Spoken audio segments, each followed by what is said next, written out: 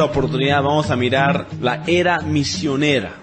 Si ustedes piensan atrás lo que hemos estudiado, dense cuenta de lo que no hemos estudiado son misioneros. Hemos hablado de predicadores, teólogos, reformadores, políticas, reyes, pero acerca de misioneros, poco y nada. La pregunta es, ¿por qué? Porque no existían. Eso es por qué. Casi no existía el concepto de misiones en el mundo después de los días del apóstol Pablo. Y dicen, ¿pero por qué se perdió por tanto tiempo? Bueno, repasemos un poco mentalmente el por qué. Cuando Pablo murió, la persecución romana se intensificó a un nivel terrorífico.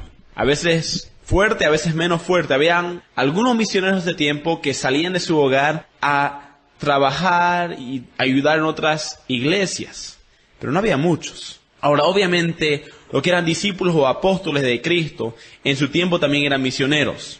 Comencemos con ellos y luego vamos a pasar adelante al tiempo de la persecución. Los apóstoles que conocemos como misioneros incluyen Tomás. Tomás era un misionero que fue a la India, lo que hoy día llamamos la India. Pablo al mundo griego. Pedro al mundo judío, y también se dice por medio de los escritos antiguos que él fue a Irak. Es muy posible que él nunca llegó a Roma, aunque los católicos no creen eso. Bueno, luego vino una persecución terrible y bajoneó los espíritus de muchos, y también muchos tuvieron que cuidarse, porque si salían se exponían a la ira de los césares. Entonces, calladamente la iglesia creció en la iglesia subterránea, como se conoce, pero sufrió mucho. Luego vinieron los grandes concilios. Cuando Constantino se hizo líder, él puso libertad para el cristianismo. Entonces, básicamente, la gente en general se convirtió al cristianismo solamente porque era la religión del Estado. Ya no era decisión propia, ya no había que evangelizar, ya no había que tener misioneros. La mayoría se convirtieron o por miedo o por costumbre de hacer lo que el resto hace. Cuando el cristianismo se hizo la religión favorita, la presión pública movió para que la mayoría de gente también sea cristiana.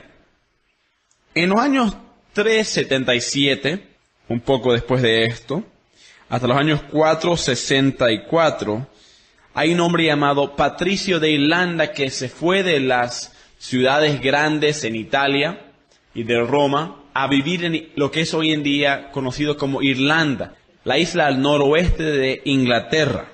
Ahí él trabajó por muchos años con los indígenas de ese lugar que eran muy salvajes, pero este hombre pudo evangelizar y cambiar muchas tendencias ahí. Fue muy increíble lo que él hizo. Por si acaso hay algunas cosas que reconocemos de él hasta hoy en día.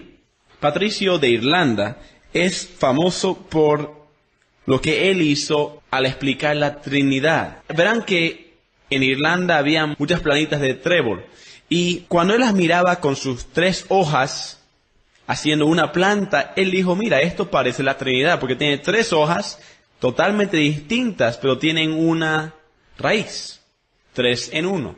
También él fue uno de los primeros en dibujar lo que se conoce como los 3 pescados, la cual él adaptó de la cultura de Irlanda. Básicamente eran 3 peces que forman como si fuera una imagen balanceada, donde todas las colas de los pescados se juntan al formar como si fuera un eje con 3 puntas. Y si uno lo pone líneas alrededor, puede ver que es un triángulo. Otra vez él dijo, miren, ustedes en Irlanda tienen un dibujo que demuestra que Dios es 3. 3 peces, un dibujo.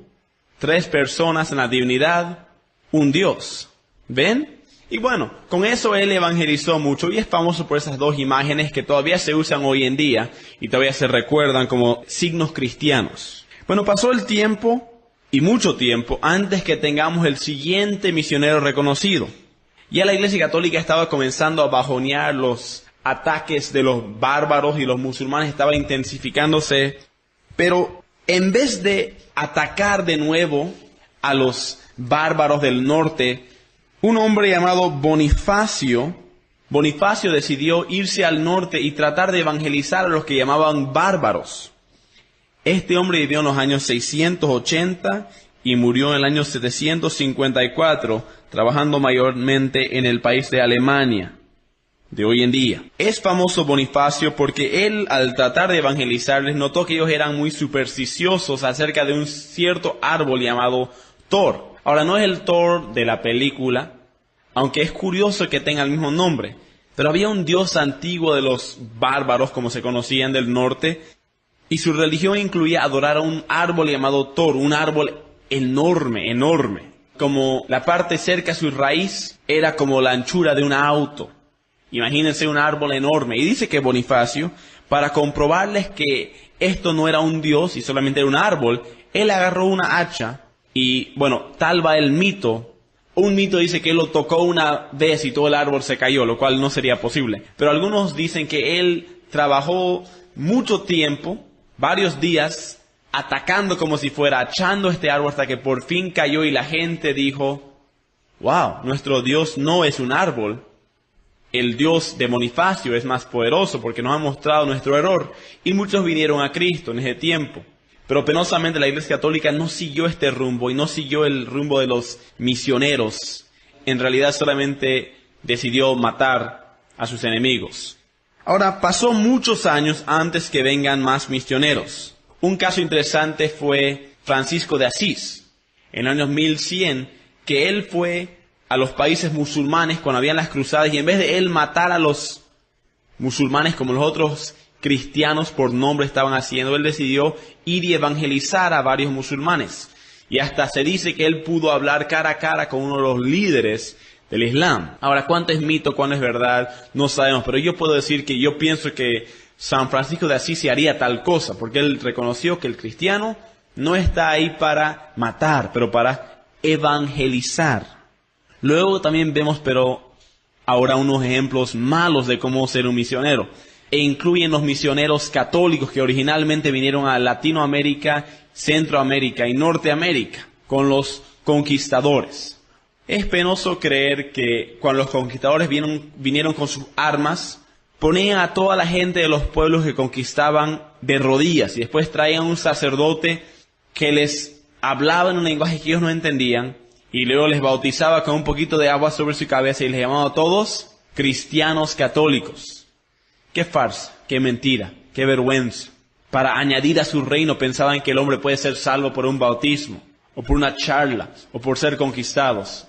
Pero Dios sabe mejor, porque somos hechos como seres humanos con libre albedrío. Y la salvación viene cuando aceptamos a Dios, cuando aceptamos a Cristo como nuestro Salvador. Pero dense cuenta que hasta este punto no hemos tenido ni un movimiento misionero, ni una cantidad grande de misioneros. Todo ha sido pequeño, una persona aquí, otra persona aquí, y en general no era una cosa practicada a lo grande, era algo muy raro ver a un misionero. Bueno, ¿por qué entonces tardó tanto tiempo para que comience la era misionera?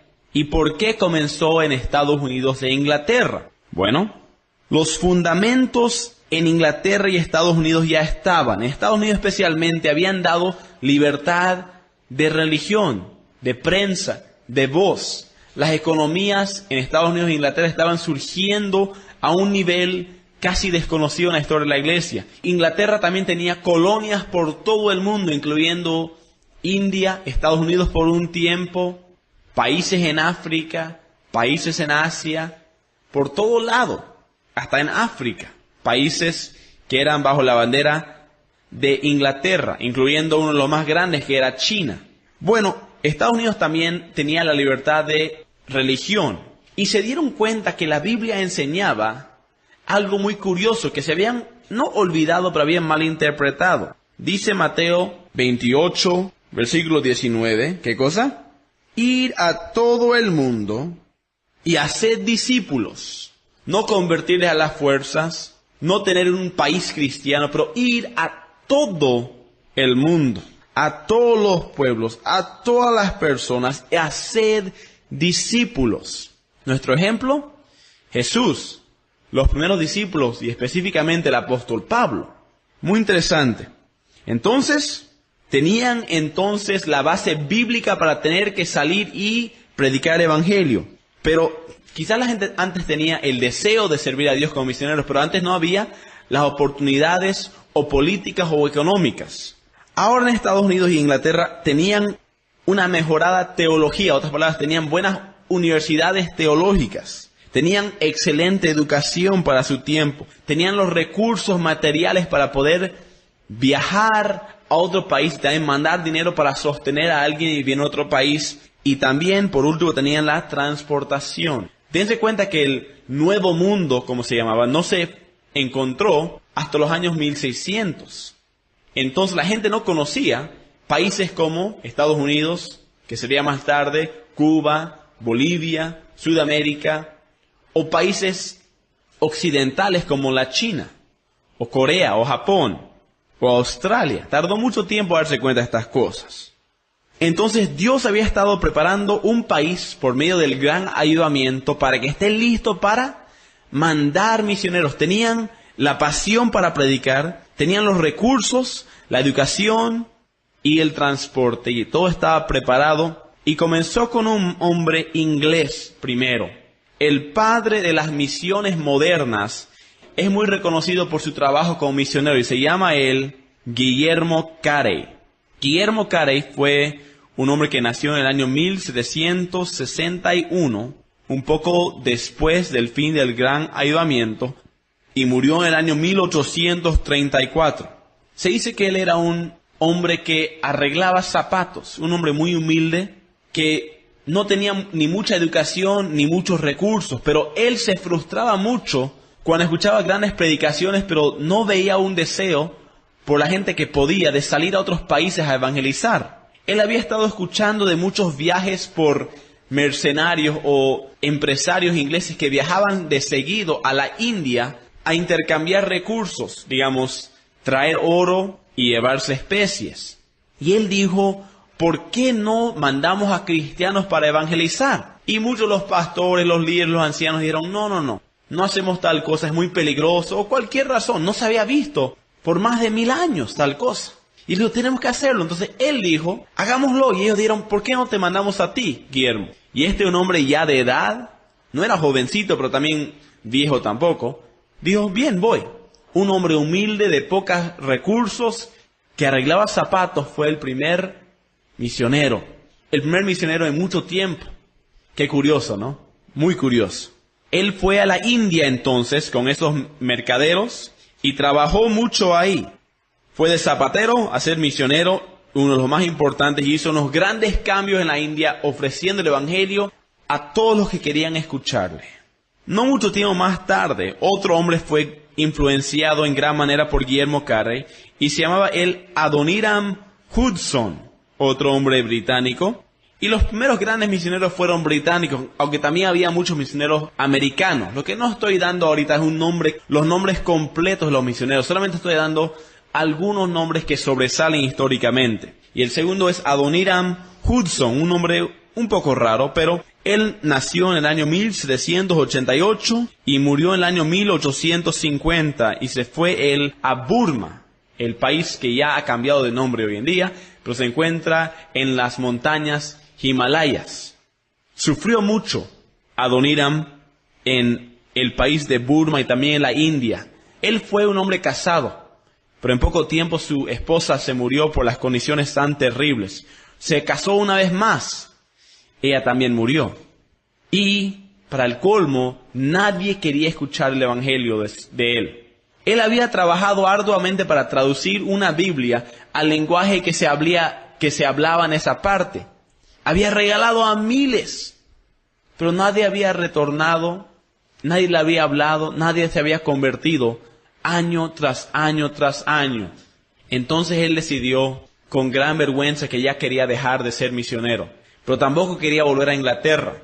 Entonces él mandó cartas a Inglaterra diciendo, yo soy un terrible misionero, no merezco ser ayudado en mi trabajo, todo lo que yo toco fracasa, déjenme. Él se fue a Burma y comenzó a vivir, parece, en lugares muy pobres por un tiempo, con lo que podía, y el hombre estaba increíblemente desesperado, lleno de depresión. Curiosamente un día, un hombre de la China le encontró, quien había estado caminando desde muy lejos para encontrarle. Y una vez le encontró a Adoniram sentado ahí, muy triste, y le dice: Señor, ¿usted es el Señor que habla de Jesús? O literalmente, ¿usted es el Jesús hombre? Pero en otras palabras, el que habla siempre y nos cuenta siempre de Jesús. Y él dijo: ¿cómo sabes eso? Hemos leído tu libro que tú mandaste. Todos en mi pueblo hemos leído y queremos escuchar más de esto. Después de tantos años de sufrimiento, de nada, de depresión, de soledad, Dios mandó a ese hombre. No había sido una pérdida del trabajo de Adoniram Hudson. Y él fue con ese hombre y comenzaron una iglesia y su ministerio expandió y hizo un gran trabajo. Pero muchas veces hace falta grandes pérdidas antes que Dios nos dé grandes bendiciones. Es una cosa muy bíblica que pasa mucho. Piensen en la historia de Job, de José, de David, hasta de Jesús mismo. Hablemos de un tercer hombre, otro misionero, unos 50 años más tarde, llamado Hudson Taylor. Hudson Taylor fue muy influenciado por un hombre llamado Jorge Müller. Era uno de los grandes predicadores y hombres reconocidos en los Hermanos Libres. Pero Hudson Taylor fue a China a mediados de los años 1800. Él nació en el año 1832 y murió en el año 1905. 1905, estamos hablando solamente hace poco más de 100 años. Ahora, hay algo muy curioso de Hudson Taylor que me gusta mucho. Él hizo un gran cambio en cómo pensaba la gente de las misiones. Él fue el primer misionero indígena. ¿Qué significa eso? Él vio que muchos misioneros estaban yendo a ciertas ciudades y pueblos en el mundo, a China, a la India, a Sudamérica, a Norteamérica. Y lo que querían hacer es que antes que una persona venga a Cristo, tenía que esa persona dejar su cultura atrás. Tenía que cambiar totalmente, tenía que vestir como un europeo, hablar inglés como un inglés y ser educado como los ingleses eran educados. Ahora les pregunto, ¿la salvación es solamente para los que hablan inglés o los que tienen cultura europea? Obviamente no, porque Jesús no sabía eso. Jesús era un campesino de Israel. Pablo no sabía eso. Entonces, obviamente era un gran error y gracias a Dios por Hudson Taylor que se dio cuenta.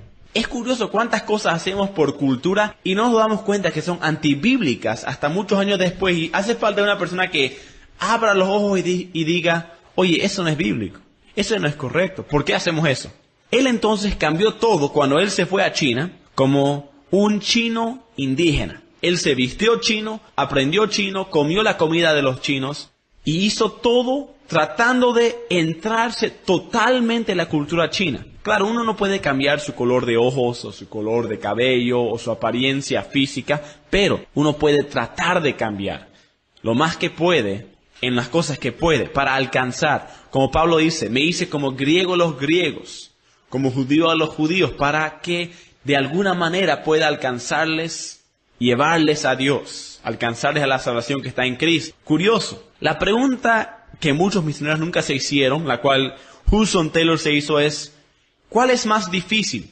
¿Que yo me adapte a una cultura para darles a ellos el evangelio en su cultura? ¿O que ellos, todos los que quieren salvados, cambien su cultura a mi cultura siendo uno para que reciban a Cristo? Obviamente, lógicamente, yo debería hacer el esfuerzo. Yo siendo el misionero debería hacer el esfuerzo para alcanzar a otros. Saben, hoy en día 99% de misioneros siguen este ejemplo. Claro, no totalmente, pero misioneros generalmente vienen a otros países, como han venido a Bolivia, por ejemplo, y tratan de aprender bien el español, la cultura boliviana, vestirse como uno, hablar como uno, comer lo que uno come. ¿Por qué? Porque queremos dar el evangelio de una forma de lo más entendible. ¿Saben? Los mejores misioneros siempre han sido eso.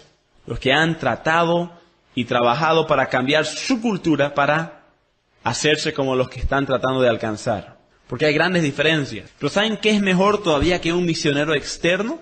Un misionero que es realmente indígena. ¿Sabe quién es el mejor misionero de los guaraníes? Un guaraní. ¿Saben quién es el mejor misionero de los aymara o quechua? Un aymara o un quechua. Esa es la realidad. Y es importante que los que tienen dones en estas culturas, que ellos deberían salir, buscar educarse, buscar entender bien la Biblia, formarse fuertemente, después volver como misioneros para ayudar a su gente. Y eso hará grandes cambios, mejores que cualquier misionero podría hacer seguramente. Y yo digo esto sin pena. Todos los misioneros reconocerían la misma cosa, porque es la realidad. Porque cuando alguien ve a alguien que es un gringo, o un europeo, o un asiático, ya tiene presuposiciones y le trata diferente a uno. Y quizás el mensaje se escucha solamente porque el que lo dice es diferente. Pero si uno viene y es nativo, le escuchan el mensaje, no solamente la cara, por decir. Bueno, uno más.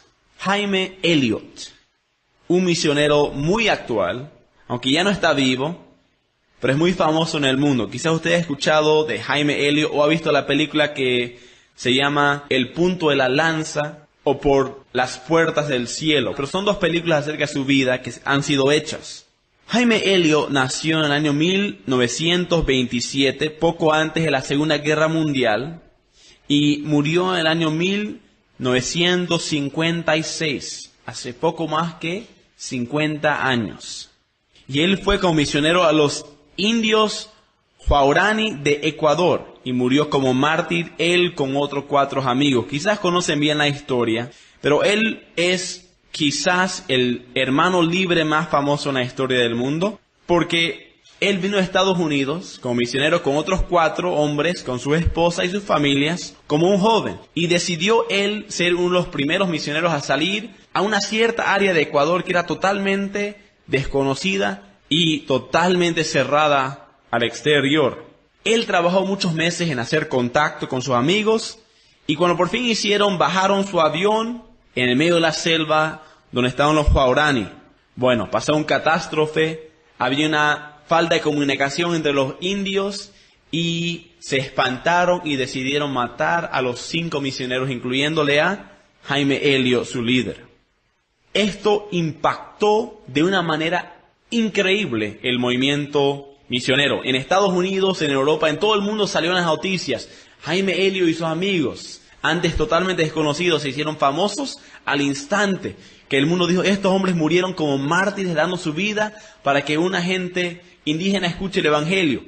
¿Y qué pasó? 5 murieron, pero miles siguieron.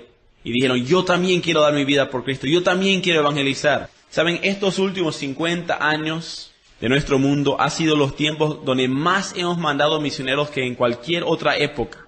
A los países musulmanes, africanos, europeos, latinoamericanos, caribeños, asiáticos, oceánicos, a todo lado. Gracias a Dios. ¿Y cómo comenzó? Parte del crédito debe darse a un hombre como Jaime Elliot, que dio su vida y valió más dar su vida que retenerla. Él dijo, Dios es más importante que mi vida. Y se la quitaron. Y comenzó un gran movimiento.